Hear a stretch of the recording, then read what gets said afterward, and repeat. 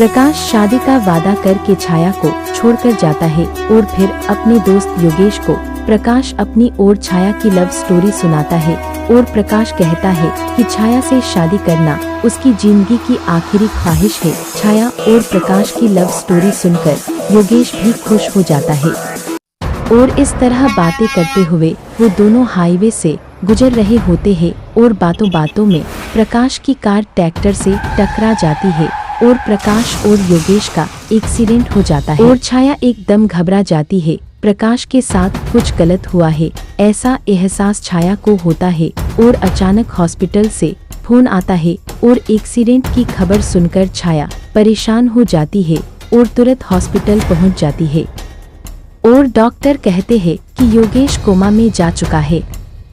लेकिन हॉस्पिटल में सिर्फ योगेश ही होता है, प्रकाश कहीं नहीं होता। तब छाया डॉक्टर को प्रकाश के बारे में पूछती है और प्रकाश की तस्वीर बताती है। फिर डॉक्टर छाया को बताते हैं कि यहाँ सिर्फ योगेश को ही लाया गया था, प्रकाश को नहीं लाया गया। हो सकता है एक्सीडेंट में प्रकाश मर गया हो। और डॉक्टर की बात सुनकर छाया रोने लग जाती है और फिर छाया दिन रात बस प्रकाश को याद करती है और रोती रहती है और इस तरह एक महीना गुजर जाता है और रमेश काका और छाया हर रोज प्रकाश को याद करते रहते हैं।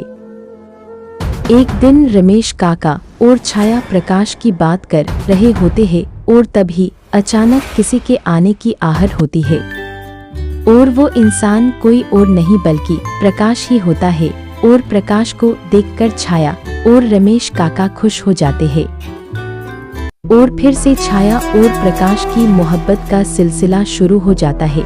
लेकिन प्रकाश के दिल में एक राज छुपा होता है जो राज वो छाया को बताना चाहता है। प्रकाश बहुत बार छाया को अपनी जिंदगी के राज के बारे में बताने आता है लेकिन बिना बताए ही चले जाता है। आखिर ऐसा तो कौन सा राज है प्रकाश की जिंदगी का?